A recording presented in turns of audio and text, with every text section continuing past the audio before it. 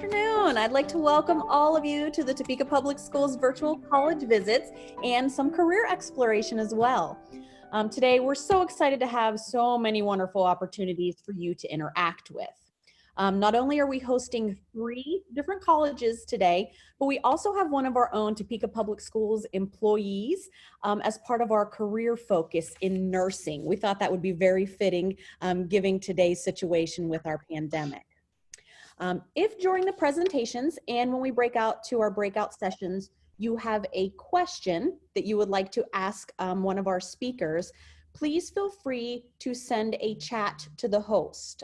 For this first session with our roving nurse, you will send those questions to me, Jessica Johnston, and then I will make sure that you are unmuted so that you can ask your question to our speakers. We would actually like to start today with a visit from our local healthcare professional, Ms. Kate Denman. Welcome, Ms. Denman. Hello. Ms. Denman is a roving nurse for Topeka Public Schools, and you actually started as an elementary teacher at 501 and then changed to nursing. Can you speak to us about that? Sure. When I was young, a few years ago, probably about 20 years ago, I decided I wanted to be an elementary school teacher. I was very comfortable with that. I came from a family of school teachers, and so I loved kids. I thought it was the perfect thing. And it was for a time. I went to a 4-year school. I got a bachelor's degree in elementary ed. I taught for several years, actually, in Topeka 501 for a year, actually. Then I stopped working and had children for about 10 years, and I knew I wanted to go back to work. So, but I wanted to try something new, something different. So at that point, I decided to try nursing school. So I did have that 4-year degree in elementary ed, which was very valuable. Fantastic. So what was your experience like when you went back to school? What kind of classes should our students think about taking, or how would they even get started in the nursing career? So there are a few different things that you can do to get started. Many people choose a 4-year degree, a bachelor's of nursing degree, which is a great thing to do. I think especially if you definitely know you want to go into nursing, that is exactly what you want to do, and you feel confident about that. I think that's probably the best way to go. It is not cram-packed together in 2 years. It's spread out over 4. I, however, was a non-traditional student because I was older. I had a family and kids, so I chose to do a 2-year associate degree, which was fine. It was good. I've heard some people say, oh, that's an easier degree because it's only 2 years. However, that is not the case. It is definitely very challenging because they cram is a difficult word to use, but they cram a lot of classes into a 2-year program. And that's what I ended up doing. But the thing about that is they want you to have a lot of prerequisite classes already done, if you can, before you go into that 2-year program. So what I did was I took my time and I took, some of those prereqs I had already had in my 4-year degree years ago. I had already had a lot of those classes that they did accept. But there were several that I did not have. And so what I did was I took my time and I took those prerequisites over a couple of years because I had babies at home and a lot of responsibility. So I went slow and I took those prereqs over some time. And then when I went into the 2-year nursing program, I was able to just focus on the nursing classes and not have to think about taking the human anatomy and physiology and the chemistry and the biology at the same time that I was taking those nursing classes. Some people did that, and it was extremely difficult because they are very difficult classes and they are core to the nursing degree. And when you take those classes, you want to really spend a lot of time learning that basis of knowledge. Those basic science classes are so important. I did not want to rush through those. So I went ahead and took my time and did those beforehand. Thank you for sharing that. Can you tell us a little bit about what the NCLEX is? Oh, sure. Us non-nursing majors. Yes. Okay. So the NCLEX is what our nursing boards are. So you hear about people who go into law school having to take their boards before they become things like that. The NCLEX is basically our nursing boards. So basically, what you do is your college career in nursing is preparing you for that big test at the end. And so when you take that NCLEX, it's a very challenging um, test that's given to every single nurse before you can get your RN degree. So your whole college career, you are striving to become prepared for that NCLEX test that you have to take to become an RN. And you do not get your RN degree just because you graduated. You actually have to take the national board test to be given your RN degree. So that is what all of your college is gearing you toward, is that big test at the end of your at the end of all those classes when you graduate from college. You're trying to pass your boards. There are some people who do not pass it the first time and they have to take it 2 or 3 times. I was a non-traditional student who knew it was emphasized to me the importance of my education at that point, and I had to do it quickly and efficiently because I had a family. So I was extremely focused to try to pass it the first time. So I did a lot of studying and a lot of preparation other than just my schooling to get ready for that. So it's a big deal, and you have to pass that before you get your RN degree. Wow. Well, in this field, I'm sure right now, this is quite a difference with our pandemic from a nursing standpoint and being around the healthcare professionals and in that field. Can you tell us a little bit about what that's been like ever since COVID-19 kind of came around? Sure. I have not been in the hospitals. Obviously, I'm working in Topeka Public Schools right now. However, I just was working in the hospital last fall. And so I still keep up with some friends who are still working in, as a hospital nurse. And what I have seen is that, and something I wanted to address to students today is that there is a lot of fear, and which is okay because when you're a nurse, you're a human. And just because you go into nursing doesn't mean that you're a real life, superhero with no fears. So what I've seen is there has been a lot of fear, but however, along with that fear comes a lot of knowledge. And so when you are in the field, you know what it takes to keep yourself safe. And you go with that knowledge that you have and the confidence that you were given when you were taught all of these things in nursing school, and you rely on that knowledge that you've been given, and you protect yourself well. And so just because so it goes hand in hand. Nurses do have a lot of knowledge about what's going on and about diseases and how to protect ourselves. However, we are human and we do have a lot of fear. And so just because you go into the field of nursing doesn't mean that you won't be scared. There are scary things. And you just have to be brave and kind of go with it and just pray that you'll be protected and that you've, prepared yourself in the right ways to go into that. So that you still have fear, but it's a healthy fear, and it's kind of a respect for what's going on, right? So you have to have a little bit of that healthy fear if you want to do a good job protecting yourself. You have to kind of respect the disease. Hey, this is a big deal, and this is how I'm going to protect myself. So I just think that even though it's a scary situation, it's also okay because you have the knowledge that you need to tackle it. Wow, that's very insightful. That's something that we don't think about right now. Our nurses and healthcare professionals, there are superheroes.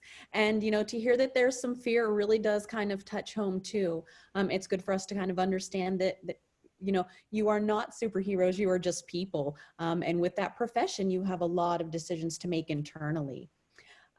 Before we kind of wrap up today, is there any kind of advice that you can give to our students to help keep them safe, or words of encouragement that you have for them during this trying time, and as they're looking forward to colleges and what they're going to do in their futures? All right. I think it's funny, and I heard this so much in nursing school over and over and over again. And you're hearing it now on the news a lot. But the most important thing you can do is wash your hands, which is hilarious because that's what we learn when we're itty bitty. But so I think you can have confidence. I heard a doctor talk about recently how he is not afraid anymore about going in and helping the people who are sick because he knows exactly how the virus is spread and he knows how to protect himself. And he said the number one thing you kind of got to be a hand Nazi. So in this time where it's uncertain, I think the best thing we can do is always know where your hands are and where they've been. If they've touched a door, you keep that in mind. My hand just touched that door. I'm going to Purell when I get back in the car. Or so it's kind of like being a hand Nazi. You just have to completely remember all the time where your hands have been. And that's something that can keep you very safe. And as far as like breathing, the aerosol, in the air, the particles in the air, I think they're still learning about that and exactly what that means for us. And so we just have to continue watching the news and they, our leaders will help us know how to keep ourselves safe for those kinds of things. As far as going into college, into the nursing career, I think my biggest advice would be if you're ready to be a nurse and you think that's what you want to do, I would encourage you, and probably with lots of fields it's like this, but I think especially with nursing, you kind of have to be committed to not just going through the motions of school. You need to be committed to actually reading the text that the teachers are giving you and not just going through the bold-faced words to pass the test. It has to become kind of an obsession for you to think, you know what, I'm going to learn everything I can. I'm going to read every chapter that's assigned to me because it's a responsibility for the profession that you're dealing with. You're caring for other people and you're, there's other lives that are now going to be in your hands. And so I think you kind of have to go into it with kind of a seriousness of, I'm going to put a lot of time and commitment into not just looking at the material and passing the test, but actually trying really hard to learn it. And then at the same time, something to encourage you with is that you're not going to be perfect and you're not going to remember every single thing. And that's okay. Because if you go into the hospital after you, when you become a nurse and you take your first job, they cradle you and they put you with someone else for like a really long time. So you're not in it completely alone. So if you walk into a hospital on a med surg floor, which is what I did, they put you with another professional and you're not alone. So though you've worked hard to learn all you can, you're not going to learn everything, but you're going to try and you're going to take it seriously. And then the other professionals are going to come behind you and walk with you in that, so you don't have to be afraid. Well, Ms. Denman, thank you so much. We can tell just by your passion, the way you speak, how passionate you are about nursing. We thank you so much for joining us today. You are welcome to attend any of our college sessions that we're going to go ahead and head to now. We actually have 3 separate ones today. And so in our first breakout room, we are going to feature Arizona State University today. We're going to be joined by Mr. David Mills. He's the Assistant Director of Admission Services, and Mr. Joe Jacobson. He's a 2019 graduate of Topeka West High School, and he is majoring in construction engineering. So that will be one of our breakout rooms. Our second breakout room is going to feature the University of Kansas, and joining us today from KU is Miss Casey Bray. She is the Assistant Director of Diversity and Outreach. So those will be 2 of our breakout rooms. And our very last breakout room, which is going to stay here with me, is going to be our K-State breakout room. Joining us from K-State today is Bailey Porter. He's an admissions representative, and also Ms. Kay Smith, a Highland Park High School graduate who is in her 3rd year at K-State studying kinesiology. So at this time, we are going to attempt to go into our breakout rooms. Again, if you're with K-State, you're just going to remain here. It may take about 30 seconds or longer to connect, so don't get frustrated if you see the little sign that says, you know, moving to breakout rooms. If you have not been assigned to a breakout room, you may contact one of the hosts or me right now to say I would like to go to this breakout room, and we will make sure that is facilitated. But I think for the most part, we are ready to go ahead and break out into our breakout rooms. How do they have in the breakout room? We are going to have about 15 minutes in the breakout room. So you'll see a short video in each of the rooms, and then we'll begin with our presentations. So, Ms. Johnston, this is Dr. Mack. I've assigned most of the students based on information that you have given to your counselors or your administrators. I'm getting ready to push the button to send everyone there.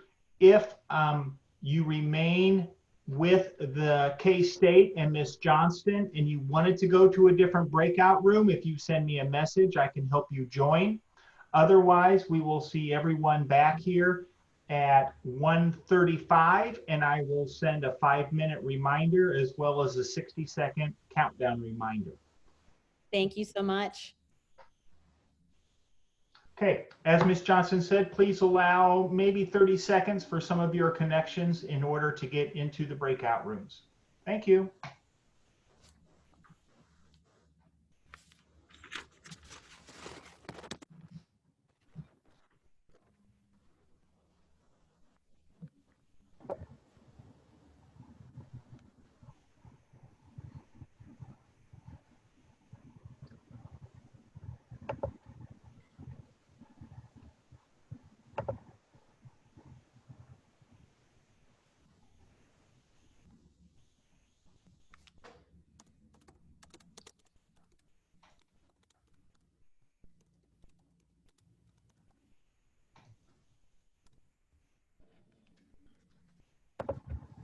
Hey, I'm kind of confused. How do I get to this breakout room? Okay, and who was just talking? That's Mr. Jacob. Me. He's our student speaker for Arizona State University. Okay.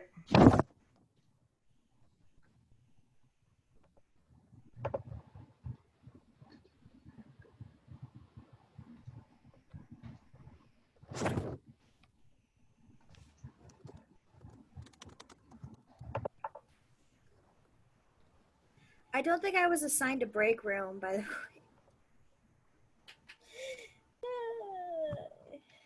And Dr. McDonald, looks like Casey Smith and the other representatives are all in the main breakout room. And Mr. Mills, yep, I can see Kay, and you're going to stay with me. Mr. Mills, he's going to need to go to Arizona State. Yes, please.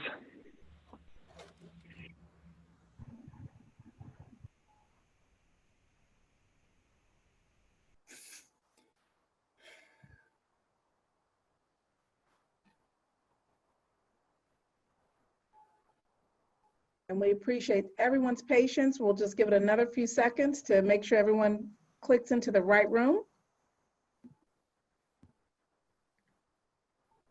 And Ms. Johnston, Mr. Jacobson needs to go where Mr. Mills just went, correct? That's correct. Okay. And I can see Mr. Porter, he stays here with us. And I see Ms. Smith, she's going to stay here with us as well. Okay. So Mr. Mills and Jacobson still need to go to the Arizona room. And first name for Mill, let's say Bailey Porter, and you need to go to. Bailey Porter stays. He stays, okay. So David Mills needs to go to the Arizona room and Joseph Jacobson so they can start their session. Okay, and Joseph Jacobson. Mm-hmm. Yeah. Yes. Please. Okay. Anyone else? Me, Casey Bray. I need to go to the KU room. Okay, and I see Miss Ray Arizona. Who just said KU room? Casey Bray. Thank you. Bill, Melissa Campbell, can you put me into the KU room too, please? Melissa Campbell, KU. Yes. Okay, you should be going there shortly. Anyone else? I was also told I needed to go to Arizona. Olivia Martin? That's me. I don't know what room I'm supposed to. Okay, thank you. So was there anyone else that needed to go to the Arizona room? Please say your first and last name and you'll be sent there. Isabella Davis. Kearney. Okay, so Isabella Davis to the Arizona room. Thank you. And Elizabeth Kearney. And Elizabeth Kearney to the Arizona room. Thank you.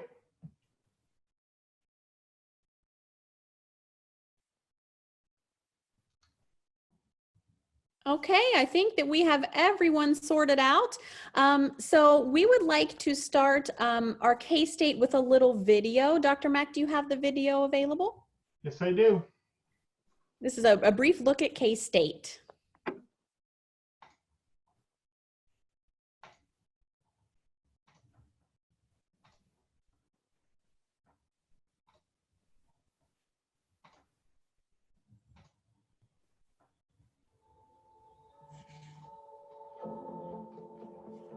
Once you step foot on this campus or in this community, no matter where you come from, the color of your skin, or your religious background, together we make a family.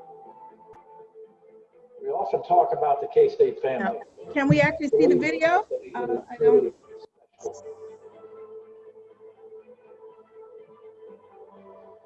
Is the video showing on the screen? Even if that passion is not the norm, you got to figure. I'm sorry, the video was not showing? No.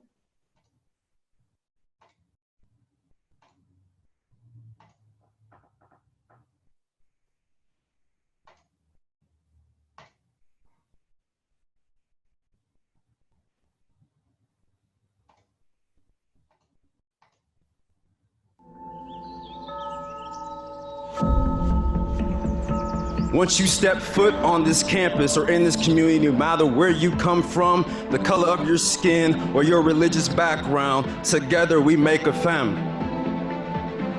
We often talk about the K-State family, and believe me when I say it is truly special.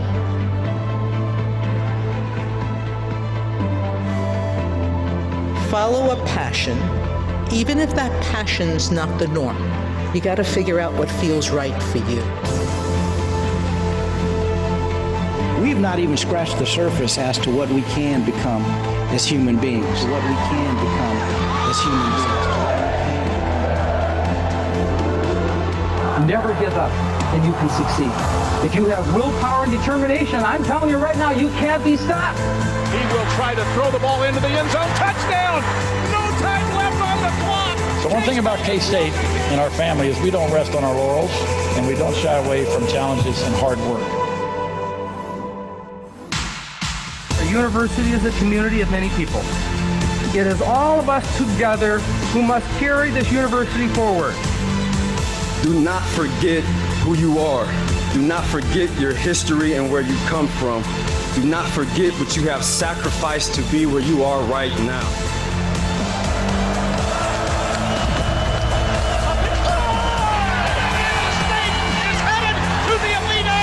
My father often said, sometimes we must take positions that are neither faith, nor politic, nor popular, but he must take it because conscience tells him it is right.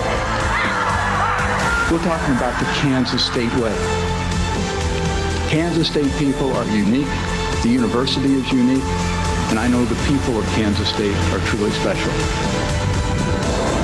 I get to talk with many of the young people, and I must honestly say to you that my hope is always renewed. I think that you who sit today under the sound of my voice may well have the answer.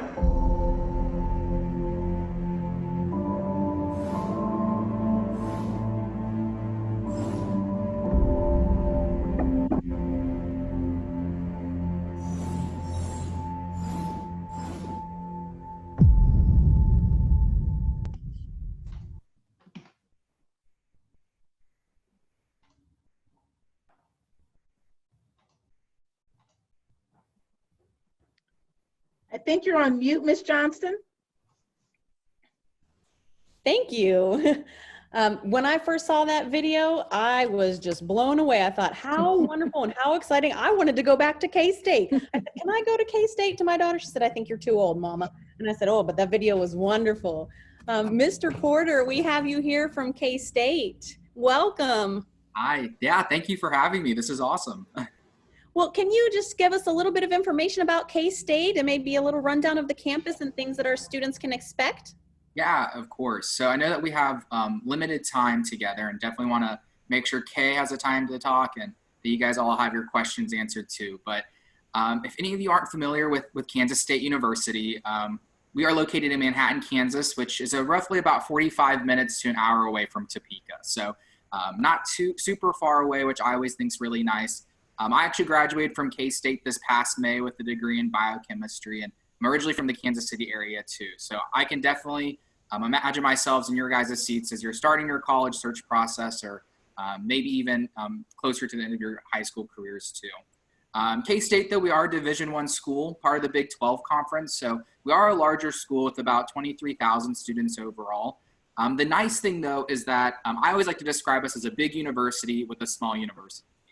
So if you have been able to come to visit campus, or hopefully when the quarantine's all over, you'll have the chance to come visit us. You'll notice that from one end of campus to the other, it's no more than like a 10-minute walk. We have no roads that go through campus. They're all pedestrian sidewalks and places for you to bike bike to classes. So I really think that encompasses a very homey atmosphere. And I think that's the big thing that you can expect with K-State is definitely a home away from home. All of our faculty members, all K-State administrators, even alum, love to support students and really help you get to that end goal, whatever that might be.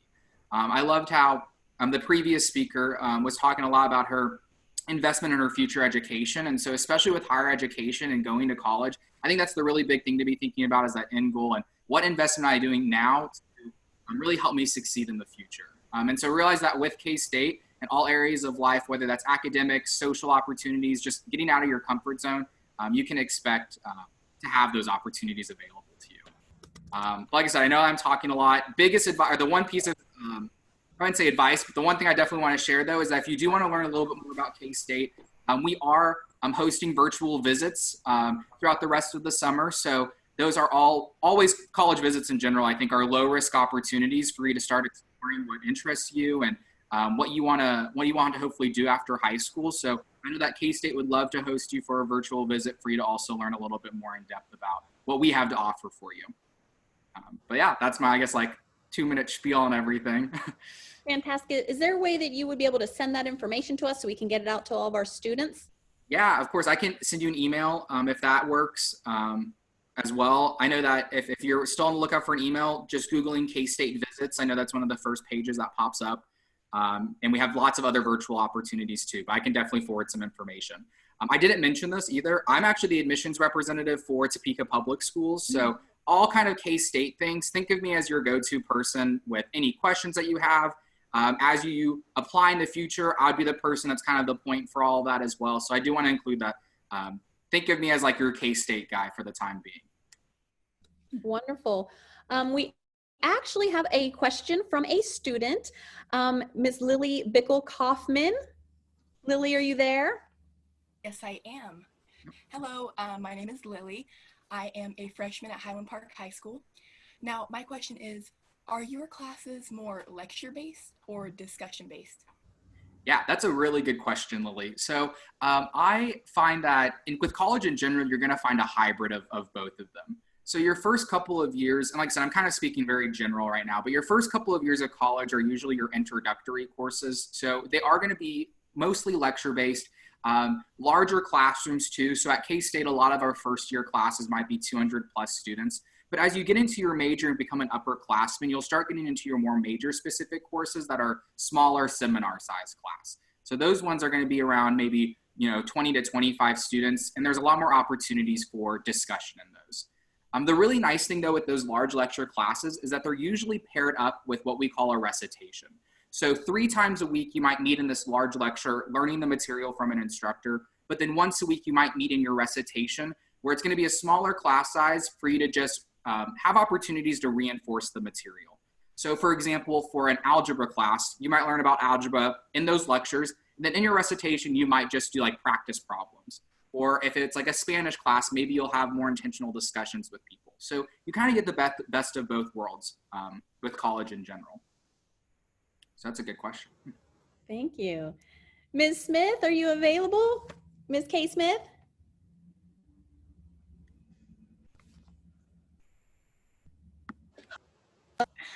Hello, welcome.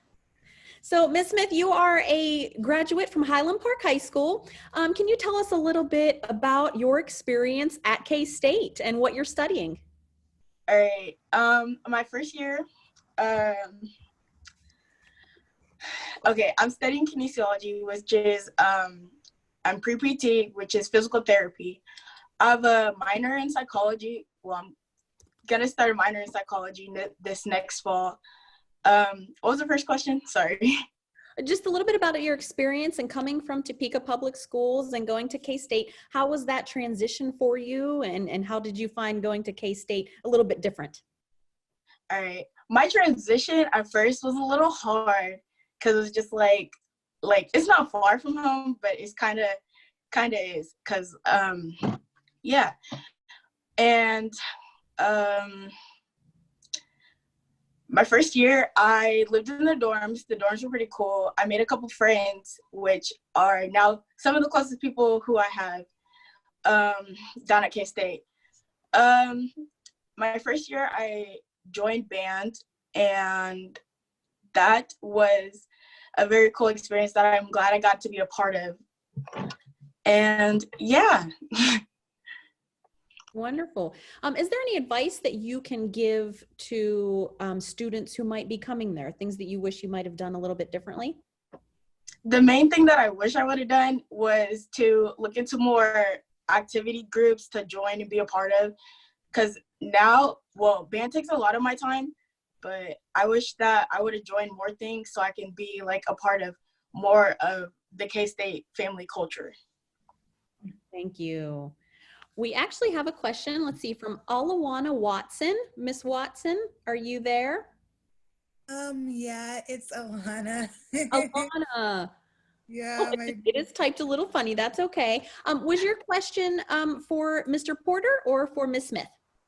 It was for Mr. Porter because I want to know, because I know some colleges are like different in like some ways, like there's different types of classes, and I'm just wondering what type of classes do you have at K-State? That's a great question, Alana. So we actually have over 250 majors and programs that you're able to choose from K-State. So Kay, she's majoring in kinesiology. I majored in biochemistry. But we have areas in engineering, health sciences, all the way to education, music, art, journalism. So I think that's the really cool thing to be doing right now in high school, is to really start exploring some of those interests that you have and kind of seeing if you can maybe do that as a future career.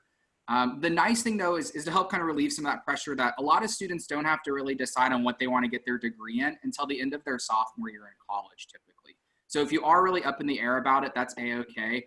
I actually started out as music education at K-State, went here and turned out I wasn't good at music or teaching. So, and that's kind of where I kind of discovered my path to biochemistry, but was still able to graduate in 4 years. In terms of like the actual class types, because I know we talked about lectures and recitations before, you're gonna find that's gonna be fairly similar across the board. You might find that some of the more like art-based majors might have more hands-on courses as opposed to sciences that might be in more labs.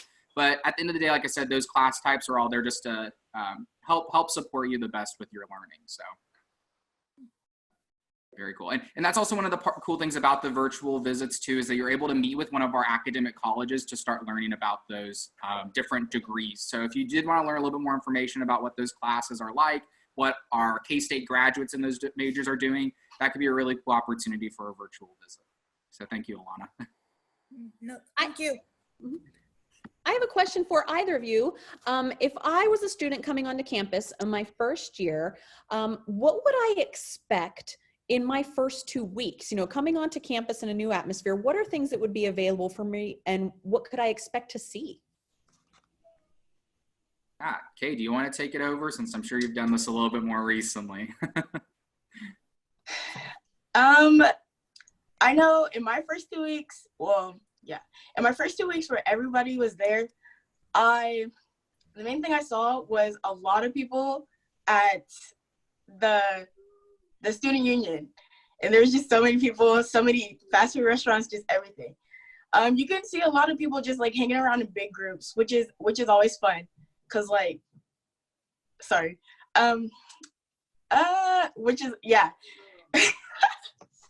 So main thing is just seeing like everybody just gathered around talking, just enjoying each other's company. And I like what you mentioned, Kay, because I was talking to another high school student today, and he asked what the first day of school is like. And I think he was kind of referring how like in high school and middle school, like the first day of school, that's where all that excitement is. You're meeting your teachers, you're meeting your new friends. And I will say that's kind of like what the whole first week of college is like. So you get to have the opportunity to meet so many new people.